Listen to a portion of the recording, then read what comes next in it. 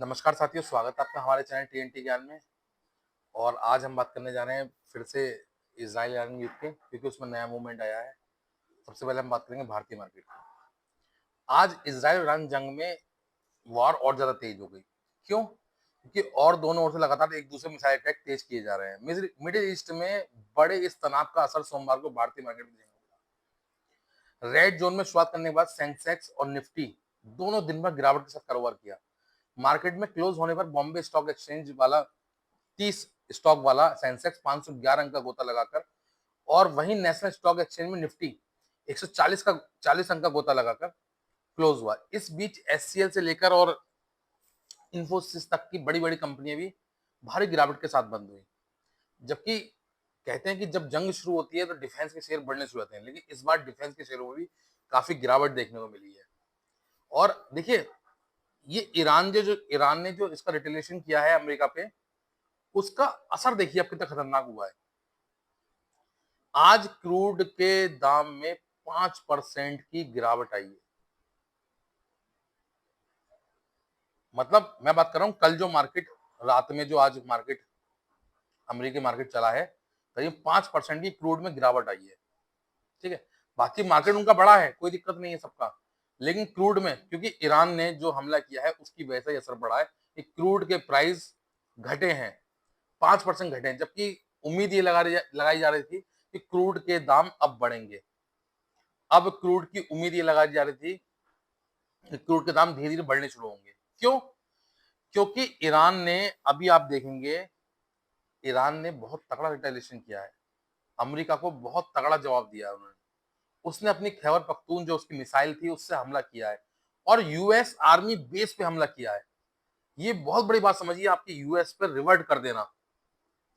आज तक मुझे लगता है शायद ये बहुत बड़ा इंसिडेंस होगा जो यूएस पर रिवर्ट कर दिया उसने। और कहीं ना कहीं अमेरिका को जैसा लग रहा था कि वो एक तरफा युद्ध जीत जाएगा या एक तरफा युद्ध में रहेगा, ऐसा संभव नहीं है। ईरान ने पूरी तरीके से जवाब दिया है और बहुत बेहतरीन तरीके से जवाब दिया, मुझे ऐसा लगता है। कहीं ना कहीं जो भी दिक्कतें थी उसको लगता था कि ईरान ऐसे ही चुपचाप बैठ जाए, लेकिन ऐसा नहीं हुआ, क्योंकि उसके पास सबसे बड़ी चीज है oil. Oil price sack more than 5% Monday after Iran attack as US military bases in neighboring Qatar in retaliation of US weekend strike on Iranian nuclear facility। क्योंकि देखिए, जब से उनकी न्यूक्लियर फैसिलिटी पे हमला हुआ तब से उन्होंने ये मन बना लिया था कि किसी भी तरीके से जो विश्व की इकोनॉमी है उसको हिला देंगे, क्योंकि क्रूड से बहुत फर्क पड़ता है, ऑयल से सारी इकोनॉमी घूमती है। और अगर वो ऑयल को रोकेंगे, उसकी सप्लाई रोकेंगे, तो कहीं ना कहीं इकोनॉमिकली बहुत ज्यादा फर्क पड़ेगा। और सभी देशों पर जब फर्क पड़ेगा तो सभी देश उस पर प्रेशराइज करेंगे अमेरिका को कि आपको ऐसा नहीं करना चाहिए था, आपको ये हमला नहीं करना चाहिए था। और देखिए, बयान आने भी शुरू हुए हैं, बहुत सारे देशों के बयान आने शुरू हुए हैं। हालांकि अधिकतर बयान जो है वो अमेरिका के फेवर में है, क्योंकि देखिए, अमेरिका की एक मोनोपोली रही है, हमेशा काफी देश के अंडर में ही रहे हैं। लेकिन इस बार थोड़ा सा बदलाव है, भारत ने अपना रुख कड़ा दिखाया है। देखिए, बाकी देशों की हम बात बाद में करेंगे, सबसे पहले हम बात की बात करेंगे। भारत ने बिल्कुल साफ लफ्जों में कहा है कि अमेरिका ने बिना किसी सबूत के हमला कर दिया है। ये अमेरिका को नहीं करना चाहिए था। भारत ने अपना स्टैंड क्लियर कर दिया, क्योंकि भारत कभी भी युद्ध के पक्ष में नहीं रहा है। देखिए, जब भारत और पाकिस्तान का युद्ध हुआ तो स्थिति जब इतनी बिगड़ गई कि पाकिस्तान को परमाणु हमला करने की नौबत आ गई, तो भारत ने उसकी बात समझी और उसने जो रिक्वेस्ट अमेरिका से की थी कि भारत को समझाया जाए कि भारत युद्ध ना करे, भारत ने तुरंत एक्सेप्ट कर ली। क्योंकि भारत को पता है कि अगर परमाणु हमले होते हैं दोनों तरफ से, तो दोनों ही देशों को जान और माल दोनों के खतरे हैं। कहीं ना कहीं हम लोग पीछे चले जाएंगे 10 से 20 साल। इसलिए भारत ने इस स्थिति को गंभीरता से लिया और इसको रोका। लेकिन अमेरिका ने सिर्फ अपने हितों के लिए, सिर्फ अपनी तानाशाही के लिए ईरान पे हमला कर दिया। कहीं ना कहीं ये नुकसानदेह है बहुत ज्यादा। कहीं ना कहीं इसका इम्पैक्ट उसको आगे देखना मिलेगा। देखिए, ये सारी चीजें क्या होता है ना, ग्लोबली ये इम्पैक्ट होता है इतना सारा। आप ये देखिए ना, अमेरिका ने कितना बड़ा हमला किया। अमेरिका ने जो फाइटर जेट भेजे, उन्होंने बताते हैं कि उसका जो आने जाने का रूट था करीबन 37 घंटे का रूट था। सोचिए क्या उसके फाइटर की मानसिकता रही होगी कि उसने वहां गए और जाने के बाद हमला करके वापसी आएगा। 18 घंटे लगभग वहां पहुंचने लगते हैं। ऐसा बता रहे हैं लोग कि 37 घंटे का जो टाइम पीरियड था इसमें जाना और आना, जो व्हाइट मैन एयरवेज था जहां से वो जहाज उड़ा है, और ईरान में हमला करके जो उनके तीनों न्यूक्लियर फैसिलिटी थी उन पे जाके हमला करा है उसने, फोर्डो, नतांश और इस्फान, इन तीनों पे जाके जो हमला करके आया है, ये बहुत खतरनाक हमला किया उन्होंने, उनके न्यूक्लियर साइट बिल्कुल तबाह कर दिए हैं। इसका कहीं ना कहीं उसको खामियाजा भुगतना पड़ेगा अमेरिका को, ऐसा ईरान ने कहा है। ईरान ने कहा है क्योंकि ईरान भी पीछे हटने वाला नहीं। ईरान पे जैसे ही हमला हुआ, ईरान ने उसका रिवर्ट करते हुए तुरंत इसराइल पे उसके उन्होंने एयरबेसों पर हमला किया जहां वो सोच भी नहीं सकता था। देखिए, क्योंकि ईरान भी कोई कमजोर देश नहीं है। ईरान ने, आप उम्मीद इससे करिए कि ईरान ने पलट में अमेरिकी एयरबेस पे भी हमला कर दिया। तो ऐसा नहीं है वो चुपचाप बैठ जाए, दब जाए उनसे। अब देखिए, जो government of the Islamic Republic Iran है, उसमें एक बिल पास हुआ है। उन्होंने कहा है जो पर्शियन गल्फ के द्वारा जो ऑयल की सप्लाई हो रही है, जो पर्शियन गल्फ के द्वारा जो ऑयल की सप्लाई है, स्टेट ऑफ हार्मोज, उसको बंद करने की उन्होंने सोचा है। देखिए, पूरे विश्व में जितना भी ऑयल की सप्लाई होती है उसका 20% इसी रास्ते से होती है। जो स्टेट ऑफ हार्मोज है, इसी रास्ते से 20% ऑयल की सप्लाई होती है। तो कहीं ना कहीं अगर ईरान इसको बंद करता है तो ग्लोबली ऑयल के प्राइस बढ़ जाएंगे। इस समय जो ऑयल की प्राइस 70 बैरल प्रति डॉलर चल रहे हैं, वो मुझे लगता है कहीं $100 प्रति बैरल से ऊपर पहुंच जाएंगे। और फिर अगर ऐसा होता है तो महंगाई भी चरम पे होगी। अभी जिस तरीके से भारत ने महंगाई को अपने देश में कंट्रोल कर रखा है, मुझे लगता है शायद फिर कंट्रोल करना मुश्किल होगा। देखिए, भारत को ऑयल की कोई कमी नहीं होगी क्योंकि हम लोग ईरान से इतना ऑयल नहीं लेते हैं।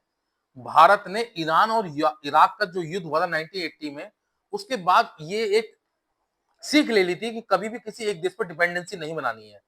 तब से भारत ने छोटे छोटे देश, सबसे जहां जहां ऑयल मिलता है, भारत अमेरिका से भी ऑयल लेता है, भारत अफ्रीका से भी ऑयल लेता है, भारत रूस से भी ऑयल लेता है।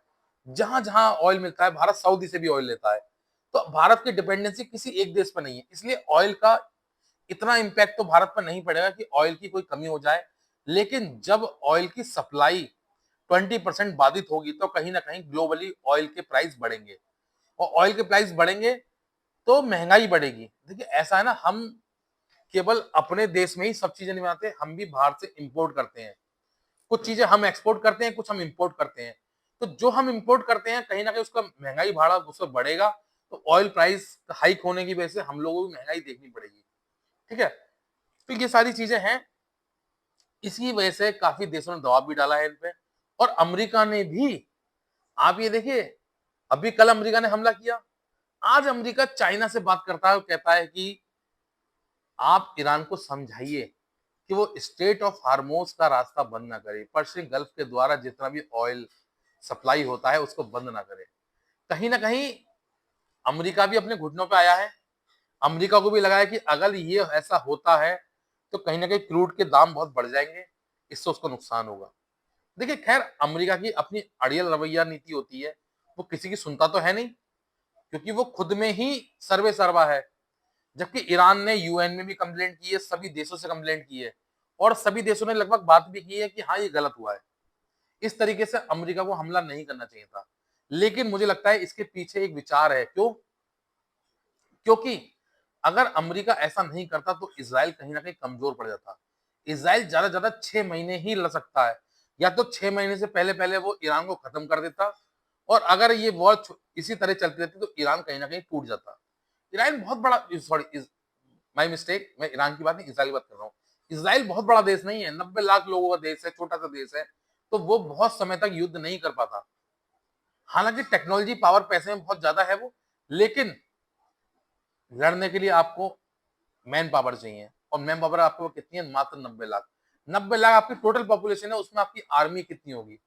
तो ये सारी चीजें हैं जिसको देख के कहीं ना कहीं अमेरिका ने हमला किया है। अमेरिका ने इसराइल के हितों के बचाव के लिए हमला किया है, कहीं ना कहीं उसको सपोर्ट किया है। उसको लगा कहीं ना कहीं वो बैकफुट पे है।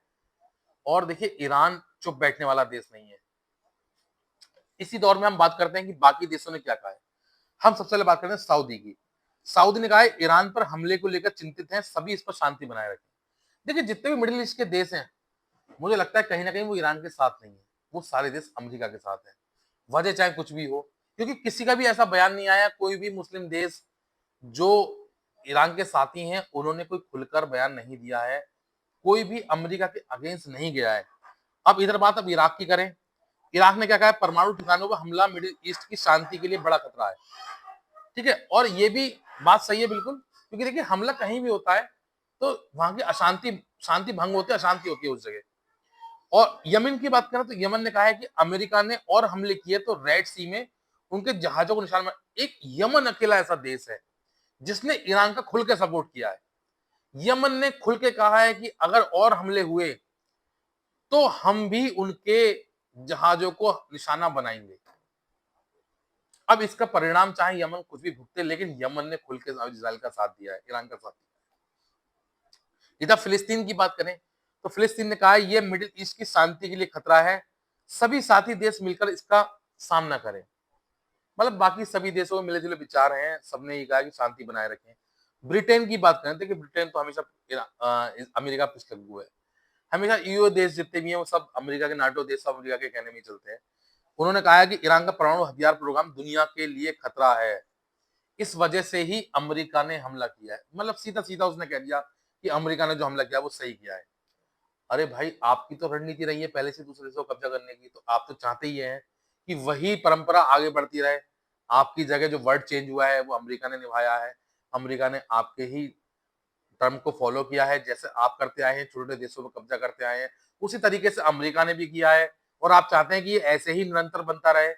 भाई अगर ऐसे ही सब देशों में युद्ध होते रहेंगे तो फिर वो दिन दूर नहीं है जब वर्ल्ड वॉर हो जाएगी। क्योंकि आप समझिए ना, कोई भी देश अकेला नहीं है, सब देशों के साथ किसी न किसी के आपसी संबंध है, और कहीं ना कहीं दूसरे के हितों के लिए दूसरे देश खड़े होते हैं।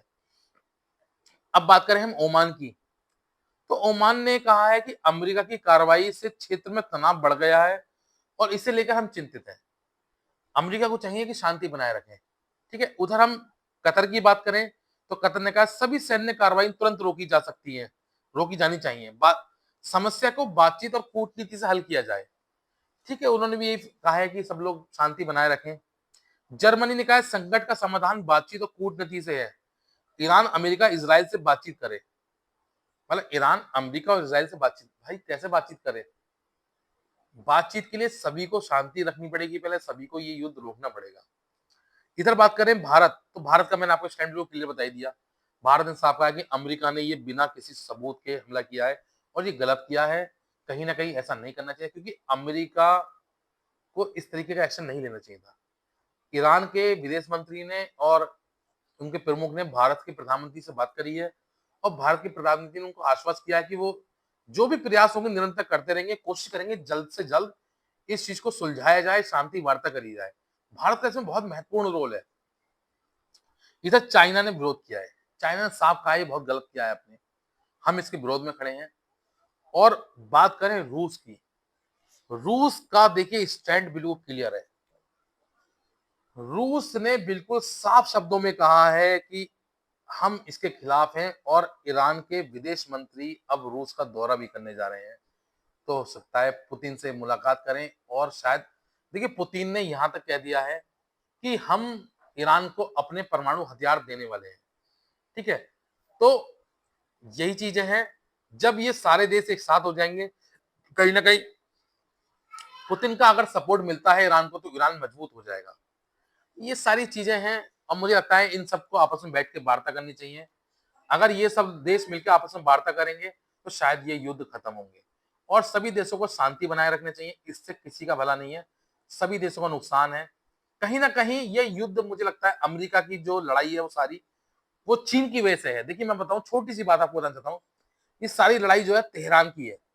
तेहरान की क्योंकि पता है आपको सबको, चिप वाले उस देश पे, चिप वाले उस राज्य को कहीं ना कहीं अमेरिका अपने कब्जे में लेना चाहता है, और चाइना उस पर अपना हक जमाता है। क्योंकि जिसका भी उस पर कब्जा होगा वो देश चिप में मास्टरमाइंड होगा, वर्ल्ड में नंबर 1 होगा। तो अमेरिका नहीं चाहता चाइना का उस पर कब्जा रहे। तो यही सारी चीजें हैं जिसको हम बता रहे थे आपको, वन बाय वन मैंने क्लियर किया। और भारतीय मार्केट को आगे ऐसा कोई असर खास देखने को नहीं मिलेगा, लेकिन हाँ, अगर इस तरीके की बातें होती हैं आगे भी, अगर वो बिल पास हो जाता है वहां पे उनके सीनेट से, और वो स्टेट ऑफ हार्मोस का से सप्लाई रोक देते हैं क्रूड की, जो पर्शियन गल्फ से, तो मुझे लगता है क्रूड ऑयल के रेट बढ़ेंगे, जिसकी वजह से महंगाई बढ़ेगी। वो गारंटी स्वाभाविक है, बढ़ना है, कि भले ही 100% तेल सप्लाई में 20% का हिस्सा, लेकिन 20% भी बहुत बड़ा हिस्सा होता है। ठीक है, ये सारी चीजें हैं। मुझे लगता है शायद जो मैसेज मैं आपको देना चाह रहा था, जो बात मैं आपको बताना चाह रहा था, वो बिल्कुल क्लियर हो गई होगी। और आपको मेरी अगर बात पसंद आई हो, मेरी वीडियो अच्छी लगी हो, तो मेरे चैनल को लाइक करें, शेयर करें और सब्सक्राइब करना ना भूलें। Thank you.